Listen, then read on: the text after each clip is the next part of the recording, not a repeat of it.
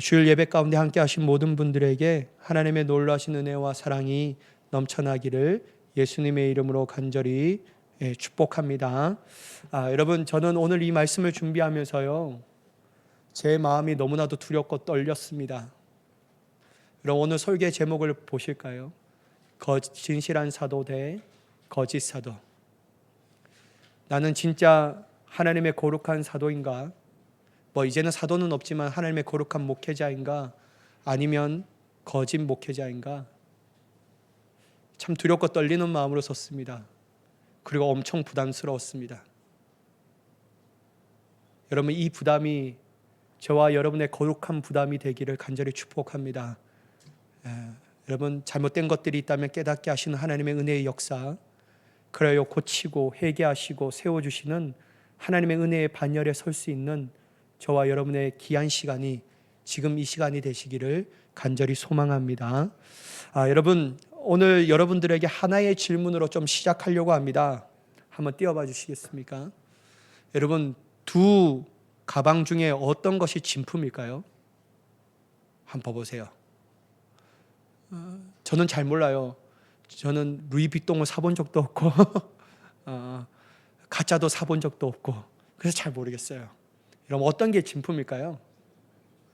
어떤 거요? 여러분들이 볼 때 왼쪽요? 여러분은 기가 막히시네. 자, 한번 띄워봐 주시겠습니까? 예, 맞습니다. 왼쪽이 진짜예요. 그리고 오른쪽이 가짜입니다. 여러분, 오늘 요즘 가짜 명품은요, 놀라울 정도로 정교해요. 전문가조차 구별하기 어려울 만큼 로고도 완벽하고 포장 박스도 있으며 심지어 보증서까지 첨부되어 있습니다. 가격마저요, 너무 싸지 않아서 오히려 더 신뢰가 가요. 그러나 여러분, 가짜는 결국 결정적인 순간에 본색을 드러냅니다. 어떤 분이 우스갯소리를 하더라고요. 비 올 때 진짜 명품을 들고 있는 사람과 가짜 명품을 들고 있는 여자의 모습은 다르다. 어떻게 다를까요, 여러분? 진짜는 가슴에 품고 가짜는 머리에 이면서 비를 피한다라고 얘기합니다. 여러분, 오늘 하나는 일이 있으십니까? 뭐야? 여기서 설교를 못할 것 같아요. 여러분, 릴렉스 하세요. 제가 두려운 거죠. 여러분들 물론 마찬가지지만. 자, 보세요. 근데 여러분, 시간이 지나면요, 가짜 명품은요, 지퍼가 망가지기 시작해요. 그리고 가죽이 갈라져요.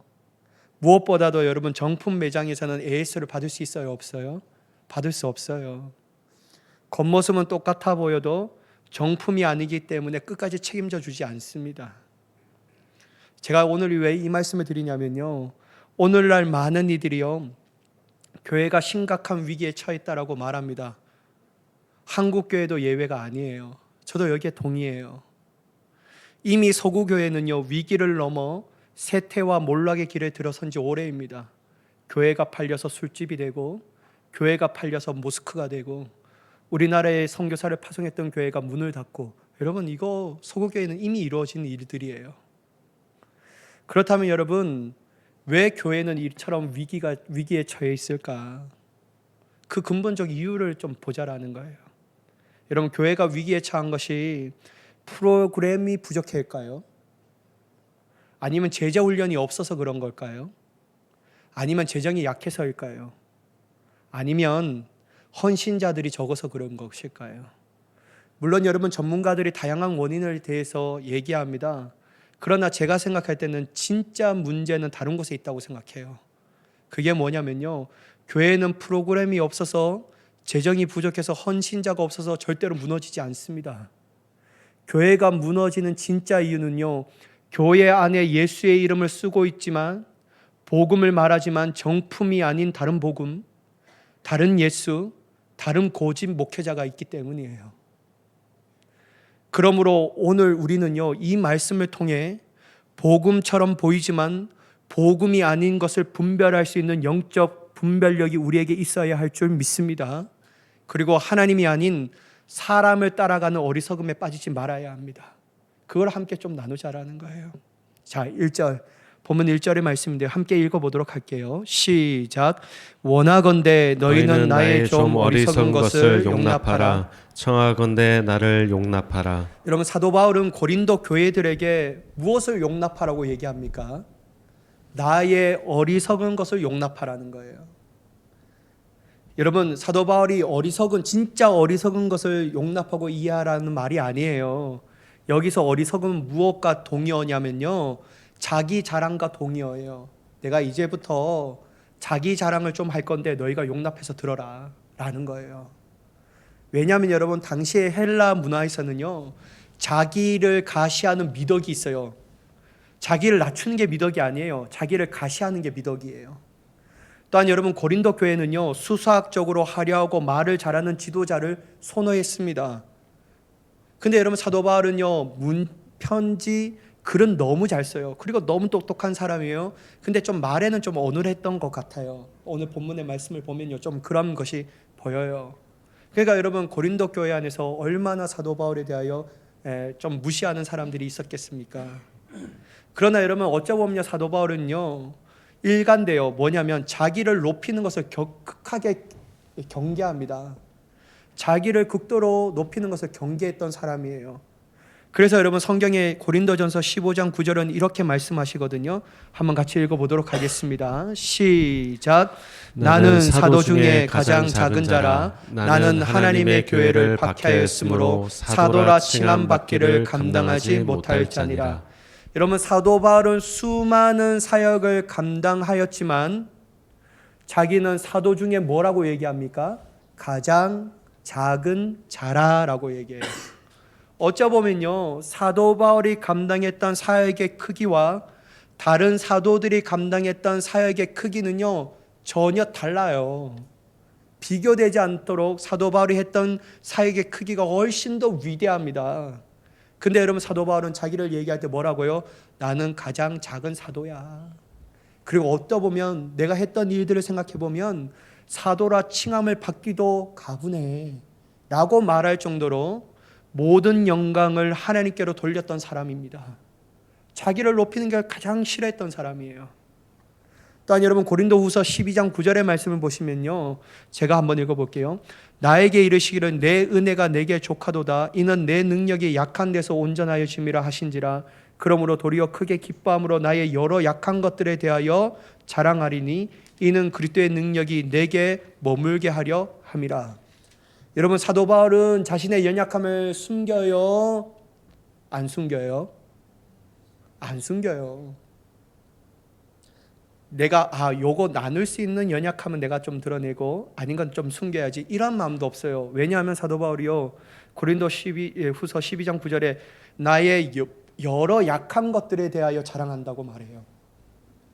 사도 바울은요, 그 시대의 문화에 따라 나아가지 않아요. 자신의 연약함을 숨기지도 않고 오히려 기꺼이 드러내며 도리어 자랑합니다. 왜 그럴까요, 여러분? 사도 바울은 알았어요. 하나님의 이치를 말이에요. 하나님의 능력은 나의 약한 것을 통로로 사용하신다라는 거예요. 이걸 아니까요, 약한 것을 드러내는 것이 하나님의 강함을 자랑하는 것이라고 생각한 거예요. 그러니까 여러분, 절대로 자신을 높이지 않아요. 또한 여러분, 디모데전서 1장 15절의 말씀인데요, 한번 같이 읽어보겠습니다. 디모데전서 1장 15절 말씀입니다. 시작. 미쁘다 모든 사람이 받을 만한 이 말이여 그리스도 예수께서 죄인을 구원하시려고 세상에 임하셨다 하였도다. 죄인 중에 내가 괴순이라. 여러분, 사도 바울은 회심 후에도 자신을 낮춥니다. 자신을 뭐라고 얘기하죠? 죄인 중에 괴수. 죄인 중에 괴수래요. 여러분, 어떻게 보면요, 이건 너무 가할 정도로 낮추는 거예요. 어떤 사람은 이렇게 얘기하는 사도 바울을 향하여 어떤 말을 하면 너무 자기 혐오에 빠져 있지 않냐라고 얘기할 정도예요. 근데 여러분, 사도 바울이 자기를 혐오하기 때문에 얘기한 게 아니에요. 자기가 죄인 중에 괴수라고 고백하는 이유가 뭐냐면요, 하나님의 은혜의 크기를 온전하게 드러내기 위한 겸손의 고백이었던 것뿐이에요. 하나님의 은혜가 죄인 중에 괴수에게 임하여 얼마나 크게 나타났는지, 이걸 얘기하는 거예요. 그러니까 여러분 사도 바울은요 일관되게 자기를 자랑한 것을 극도로 경계했던 사람입니다. 어떤 생각을 했냐면요, 자기 가시는 곧 하나님의 영광을 가린다라고 생각한 거예요. 그런데 여러분, 왜 사도 바울은 지금 그들의 방식을 빌려 자신을 드러내려고 할까요? 자신을 무시하고 싶은 사람들에게 내가 어떠한 사람인가를 보여주기 위하여 가시하고 싶은 것일까요? 아니에요, 여러분. 사도 바울이 자기를 무시하는 자들의 코를 납작하게 하기 위해서 그렇게 얘기한 게 아니에요. 이것도 의도가 있는 거예요. 뭐냐면 그는 오직 복음을 지키기 위해 잠시 그들의 방식으로 말하겠다라고 선언한 거예요. 자기를 높이기 위해서가 아니라 복음을 지키기 위해서예요. 그리고 그들의 영혼을 지키기 위해서 내가 잠시나마 그들의 방식을 차용하여 내가 나를 좀 자랑하겠다라는 거예요. 이거 어떻게 알 수 있냐면요, 여러분 2절과 3절의 말씀을 보면 알 수 있습니다. 여러분 보세요. 2절 같이 한번 읽어볼게요. 시작. 내가 하나님의 열심으로 너희를 위하여 내 열심을 내노니 내가 너희를 정결한 처녀로 한 남편인 그리스도께 드리려고 중매함이로다. 여러분, 만약 사도 바울이 자기를 높이려고 했다면 누구에게 열심을 가져야 합니까? 나에게 열심을 가져야죠. 자기 개발해야죠. 더욱 자기를 높여야죠. 스펙 쌓아야죠. 성공에 이른 단계를 밟아야죠. 그럴 때 여러분 사람들이 자기를 존중해 주지 않겠습니까? 근데 여러분 사도 바울은 지금 하나님의 열심으로 누구를 위하여 열심을 낸다고 말합니까? 너희를 위하여 열심을 내노니 라고 말해요. 근데 여러분 이 사도 바울의 열심은 뭐냐면요, 2절에 다시 한번 띄워봐 주시면 내가 열심을 내노니 그 목적이 있어요. 뭡니까? 내가 너희를 정결한 처녀로 한 남편인 그리스도께 드리려고 중매함이로다. 어떤 거죠? 그 열심은 자기가 대접받기 위한 열심이 아니었어요. 자기가 높이름 받기를 원해서 한 게 아니었어요. 나를 좀 도와라 라고 하는 것도 아니었어요. 뭡니까? 그들의 영혼이 그리스도 예수께 신부란 신부에게 돌아가는 것처럼, 신랑에게 정결하게 올라가는 것처럼 드리려고 한 열심이었다라는 거예요. 그러니까 여러분 이게 어떻게 여러분 사도 바울이 지금 자기 자랑하는 것이 자기를 높이려고 하는 겁니까? 아니에요.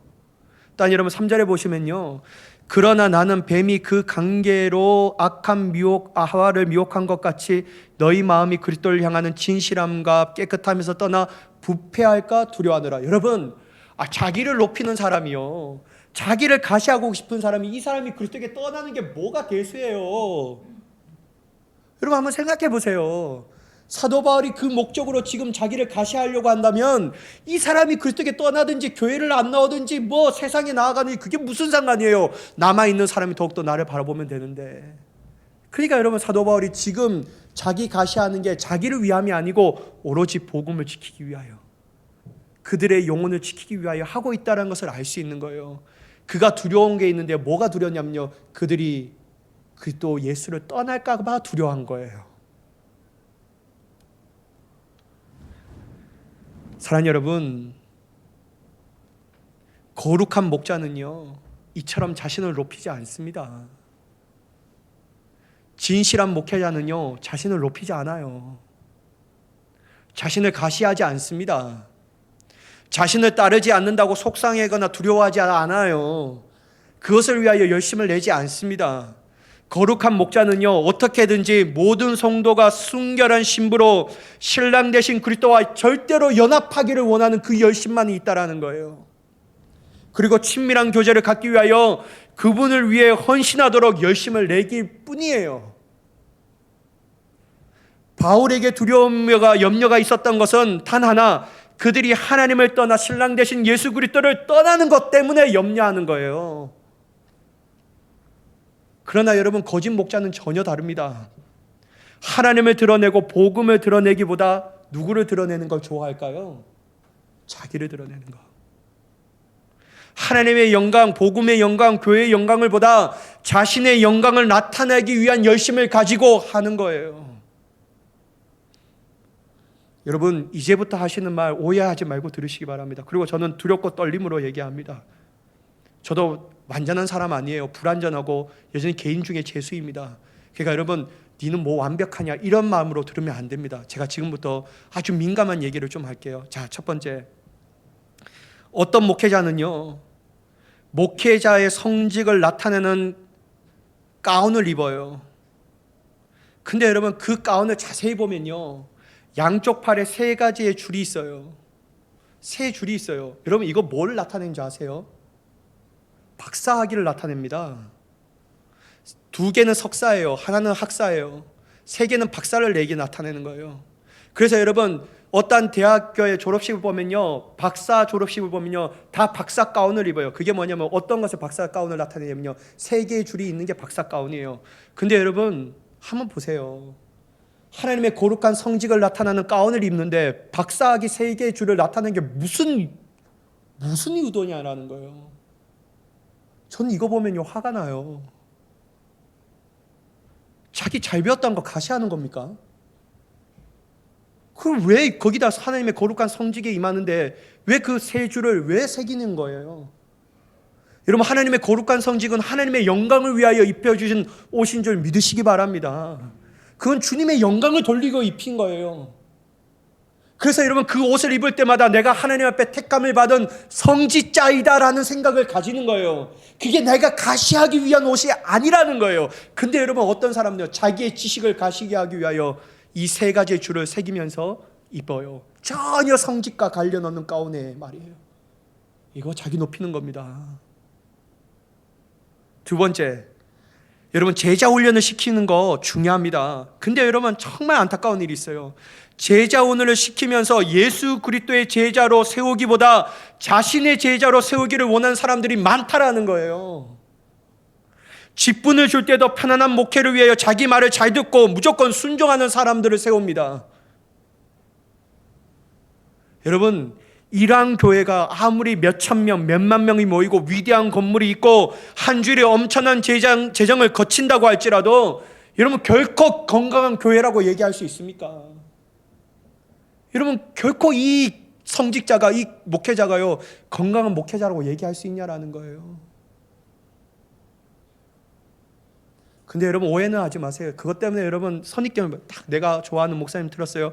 가운을 입었는데 3줄이 있네. 우리 목사님 얘기했는데 저 사람은 거짓 목자다.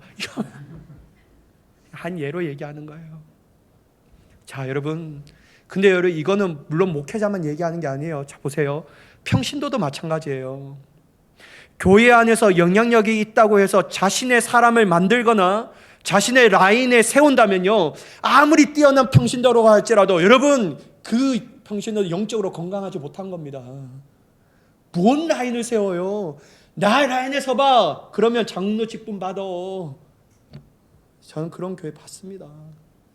그게 무슨 건강한 거예요? 하나님의 라인에 서야죠.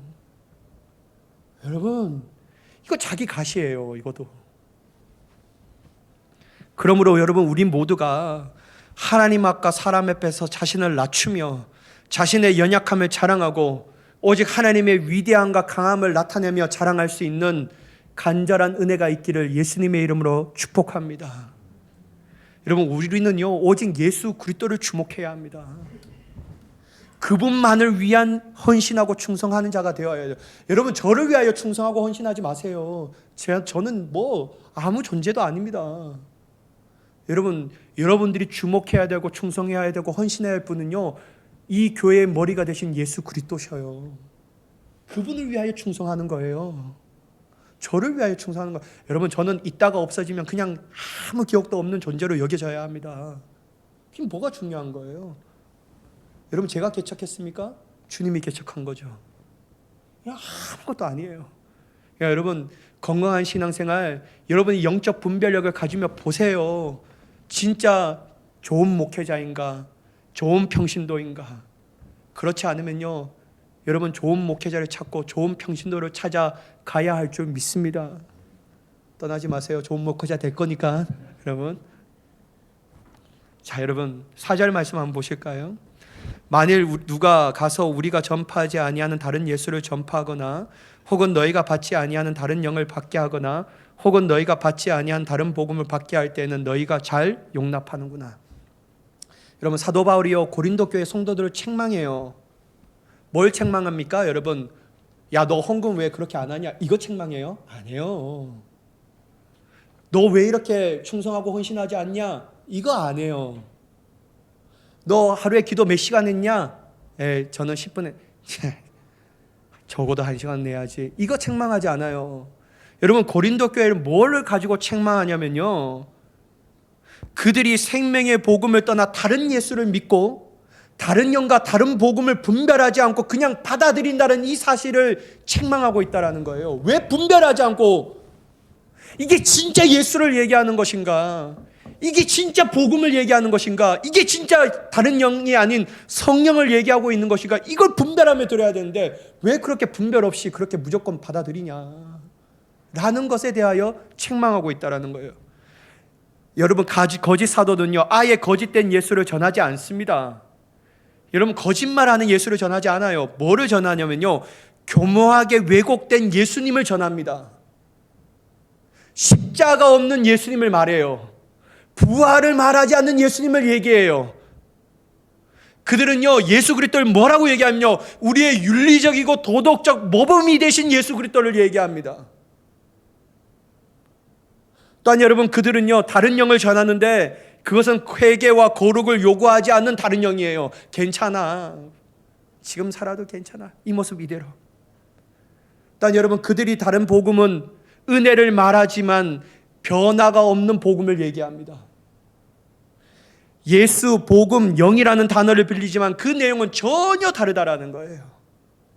여러분, 본문 13절 말씀을 함께 읽어보도록 하겠습니다. 시작.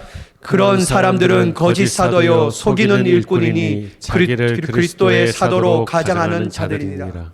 여러분, 거짓 사도들은요, 예수, 복음, 영이라는 단어를 이야기하지만 전혀 다른 거짓을 성도를 향하여 얘기하고 미혹한다라는 거예요.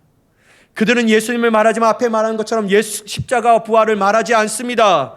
단지 우리 삶 가운데 일어나는 문제를 해결해 주신 분이라고만 얘기해요. 어려움을 해결해 주시는 분이라고만 얘기해요. 마치 뭐와 같이요? 요술램프와 같이, 지니와 같이 문지르면 나타나서 주인님 무엇을 해드릴까요? 이런 예수님으로만 얘기합니다. 십자가, 부활 얘기하지 않아요. 생명의 주인 되신 예수님 얘기하지 않습니다.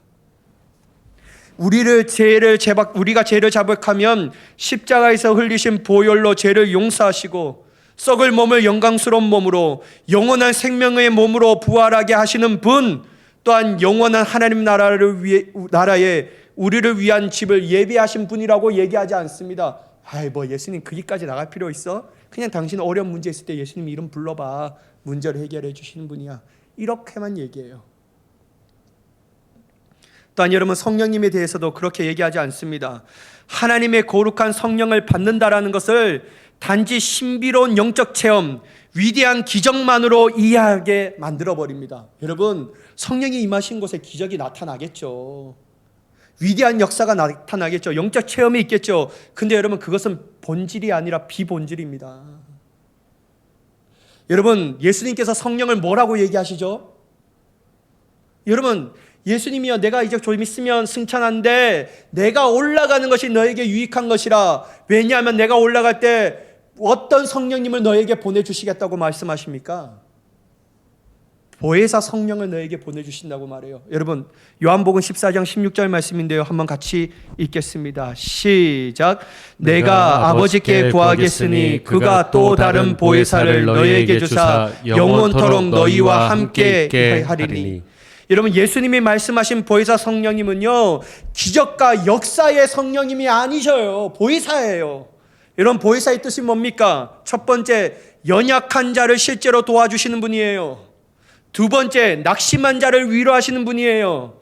세 번째, 우리를 위하여 하나님께 중보하시는 중보자세요. 네 번째는 법정에서 피고편에 서듯 우리를 하나님 앞에 변호하시는 분이에요. 다섯 번째, 길을 잃는 우리에게를 인도하시는 분이에요. 이게 보혜사 성령님이에요. 근데 여러분, 그리고 가장 중요한 성령의 역할이 있습니다. 그게 뭐냐면요, 진리를 가르치고 생각나게 하시는 분이시라는 거예요. 요한복음 14장 26절의 말씀인데요. 한번 같이 읽어볼게요. 시작. 보혜사 곧 아버지께서 내 이름으로 보내실 성령 그가 너희에게 모든 것을 가르치고 내가 너희에게 말한 모든 것을 생각나게 하리라. 여러분, 성령의 역사는요, 단지 우리 손에 금가루를 떨어지게 하거나 은이빨이 금이빨로 바뀌어지거나 안수하면 쓰러지거나 그런 성령의 역사가 아니라는 거예요. 여러분, 성령의 역사는요, 하나님의 말씀을 가르쳐 주십니다. 그리고 생각나게 하셔요. 그리고 우리를 깨닫게 합니다. 너의 지금 인생의 위치가 하나님의 계적으로부터 얼만큼 벗어나게 됐는지를 가르쳐 주시는 거예요. 그래서 어떻게 하게 하십니까? 회개하고 돌이키게 하시는 거예요. 이게 여러분 보혜사 성령의 가장 중요한 역할입니다. 금가루 떨어지고 은이빨로 바뀌고 이게 중요한 게 아니에요, 여러분. 사랑하는 여러분, 우리 교회 단시간에 부흥할 수 있는 방법, 인간적 방법이 있습니다. 가르쳐 드릴까요? 알고 싶어요? 여러분 다 어떻게 하냐면요, 저와 여러분들 얘기하면 다 일어나세요. 일어나지 마시고 지금. 자, 마지막 설교 끝나냐, 지금부터 성령의 역사가 임하기를 원합니다. 자, 성령의 역사 갑니다. 왜 안 쓰러지세요, 여러분? 여러분, 사람들은 보이는 것에 관심이 있기 때문에요. 진짜 성령께서, 예수님께서 왜 우리에게 성령을 주시는가를 이해하지 못하는 사람들이요, 늘 이런 집회만 쫓아갑니다. 그러니까요, 단시간에 자기 교회를 부흥시키고 싶으니까 이러한 것에 대하여 매몰되는 목회자들이 너무 많은 거예요. 사랑하는 여러분, 저는요, 다른 성령, 다른 영을 받지 않기를 간절히 축복합니다. 여러분, 진리를 생각나게 하시고 깨닫게 하시고 우리의 삶을 돌이킬 수 있는 위대한 보혜사 성령의 은혜를 받는 저와 여러분이 되기를 예수님의 이름으로 간절히 축복합니다. 그렇지 않으면요, 우리는 계속 얽매인 거예요. 그런 곳만 쫓아다니게 만듭니다. 여러분, 거짓 사도들이, 거짓 이 목회자들이 그런 거에 막 몰두하는 거예요. 여러분, 신사도 운동 가지 마세요. 예언해 준다고 하는데 가지 마세요, 여러분. 그게 성령의 역사가 아니라니까요. 진짜 성령의 역사는요, 내가 앞에 말씀드렸잖아요. 진리의 말씀을 가르쳐 주는 거예요. 우리의 삶을 놀랍게 변화시키는 거예요. 그게 성령의 역사예요, 여러분. 다른 데 가서 머리 뒤밀지 마시고 성령의 내 안에 충만하신 하나님의 역사를 경험할 수 있는 저와 여러분이 되기를 예수님의 이름으로 간절히 축복합니다. 근데 여러분, 저는 여기에선 자유로워요. 여러분, 제가 혹시나 여러분들에게 넘어져야 돼요, 이러면요, 저를 빨리 이 교회에서 쫓아내야 합니다. 아시겠죠? 진짜요, 여러분. 뒤도 돌지 말고 기회도 주지 말고요, 쫓아내세요. 저는 여러분 거짓 목자가 되고 싶지 않습니다. 자, 복음에 대해서도 제대로 말하지 않아요. 단지 복음이라고 할 때 우리를 지옥에서 천국으로 옮겼다는 기쁜 소식이라고 말합니다. 여러분, 여기까지도 양호해요. 여러분, 이런 목회자는 그나마 양호한 거예요. 근데 어떤 이들은요, 복음이라고 말할 때 우리의 삶 가운데 번영과 축복에 대해서 말합니다. 복음 믿으십시오, 여러분의 삶이 성공할 겁니다. 복음 믿으시죠, 여러분의 삶이 건강해질 겁니다. 복음을 믿으시죠, 여러분의 삶이 부유해질 겁니다. 여러분, 가지 마세요, 그곳에. 복음을 잘 믿으면 우리의 삶이 성공한다라는 이상한 논리에 대해서 얘기하는 목회자들에 대해서 떠나십시오, 여러분. 안 됩니다, 여러분. 그건 비본질이에요. 복음은요, 단지 우리를 지옥에서 천국에서 옮겼다라는 기쁜 소식에서 끝나지 않아요. 복음을 잘 믿으면 성공하고 번영하며 잘 살 수 있다라는 것이 복음의 본질이 아니에요. 복음은요, 하나님의 구원의 역사입니다. 실제로 우리에게 임하시는 하나님의 구원의 능력이에요. 우리의 삶이 하나님의 위대한 능력 가운데 새롭게 태어나며 새로운 삶으로 변화되는 것이 복음의 참된 능력인 줄 믿으시기 바랍니다. 이걸 말해주는 교회에 가십시오, 여러분. 이걸 얘기해주는 복음을 들으십시오, 여러분. 여러분, 고린도후서 5장 17절 말씀을 보실까요? 그런즉 누구든지 그리스도 안에 있으면 뭐라고요? 새로운 피조물이라. 이전 것은 지나가신 뭐가 되었다고요? 보라, 새 것이 되었도다. 어디 안에 있으면요? 그리스도 안에 있으면, 복음 안에 있으면 그렇게 하신다는 거예요, 하나님이요. 왜요? 복음은 구원하신 하나님의 능력이니까. 복음은요, 삶의 일부를 고치는 것이 아니라 존재 자체를 새롭게 만드는 것입니다. 이전의 모습으로 살아가는 것이 아니라 새롭게 만드신 하나님의 능력대로 살아가는 거예요. 그게 복음의 능력이에요. 여러분, 베드로전서 1장 23절의 말씀 보실까요? 너희가 거듭난 것은 썩어질 씨로 된 것이 아니요 썩지 아니할 씨로 된 것이니 살아있고 항상 있는 하나님의 말씀으로 되었느니라. 여러분, 복음은요 도덕 교육이 아닙니다. 윤리적 가르침이 아니에요. 복음은요 거듭남의 역사입니다. 우리를 새롭게 태어나게 만듭니다. 하나님께 살아있는 존재로, 죽은 행실을 버린 사람으로 새롭게 태어나게 만드는 거예요. 이게 복음이에요. 또한 여러분, 복음은요 요한복음 17장 17절의 말씀을 보면 이렇게 말씀하십니다. 그들을 진리로 거룩하게 하옵소서. 아버지의 말씀은 진리니이다. 복음은요 단번의 변화인 동시에 지속적으로 우리를 성화하게 하는 역사를 일으킵니다. 그래서 복음은요 예수 믿기 시작할 때도 필요하고 중간에도 필요하고 끝때도 필요합니다. 왜냐하면 복음은 우리를 계속해서 성화하게 하기 위해서 하나님이 부어주시는 능력이니까 말이에요. 거짓 사도들은 이렇게 말하지 않아요. 예수, 성령, 복음의 본질적 역사를 통하여 우리에게 일어나는 하나님의 놀라운 역사에 대하여 말하지 않습니다. 오히려 그저 현세의 삶 가운데 우리의 삶을 질을 높여주는 수단이라고 얘기합니다. 그러니 위대한 역사를 체험하지 못하며 그들의 삶이 놀랍게 변하지 못하는 거예요. 예수 수십 년 믿어도 안 변한 이유가 여기 있는 거예요. 사랑하는 여러분, 시간이 많이 갔는데요, 죄송합니다. 우리는 분별해야 합니다. 물론 쉽지는 않아요. 왜 그럴까요, 여러분? 14절, 15절에 사도 바울이 이렇게 말하기 때문이에요. 한번 보실까요? 같이 읽어볼게요. 시작. 이것은 이상한 일이 아니니라. 사탄도 자기를 광명의 천사로 가장하나니 그러므로 사탄의 일꾼들도 자기를 의의 일꾼으로 가장하는 것이 또한 대단한 일이 아니니라. 그들의 마지막은 그 행위대로 되리라. 사랑하는 여러분, 어떻게 보면요 거짓 사도, 거짓 목회자들이 더 그렇듯하게 보일 수 있습니다. 더 우리 삶에 중요한 것을 줄 수 있는 것 사람처럼 보일 수 있어요. 오늘 성경에도 얘기하잖아요. 사탄이요 칼 들고 입에 피 흘리면서 나타납니까? 아니에요. 어떻게 나타난다고요? 강명한 천사로 위장하면서 나타납니다. 우리에게 무언가를 줄 수 있을 존재로 나타난다는 거예요. 우리의 삶을 풍요롭게 만들 수 있는 존재로 나타납니다. 그러나 여러분, 분별하지 않으면 그것을 마귀의 모습을 보지 못하는 거예요.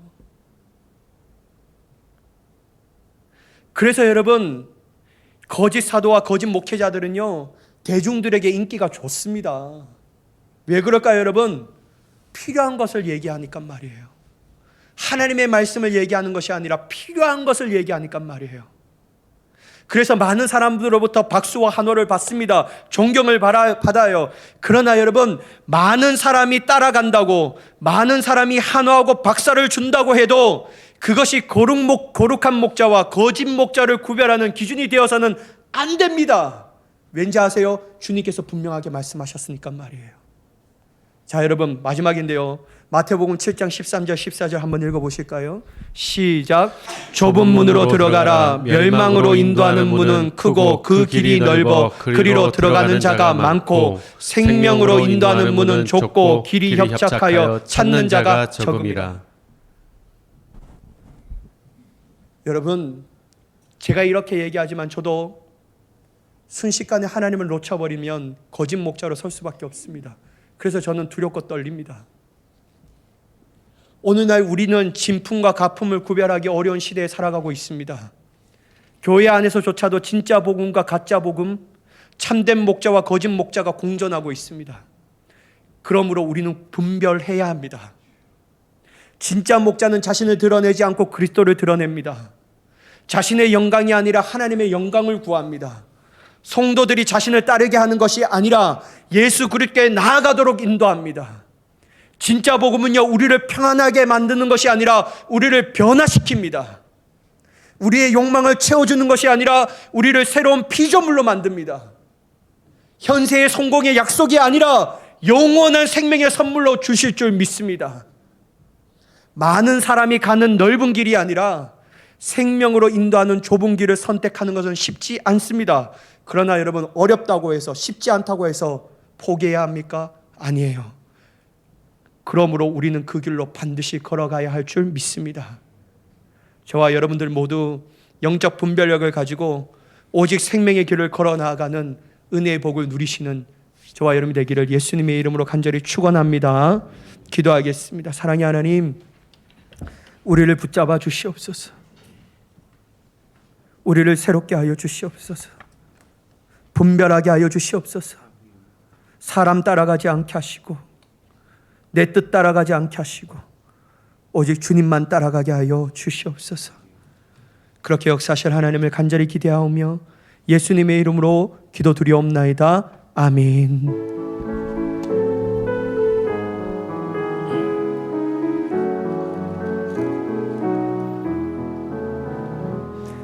준비하신 예물을 봉헌하실 때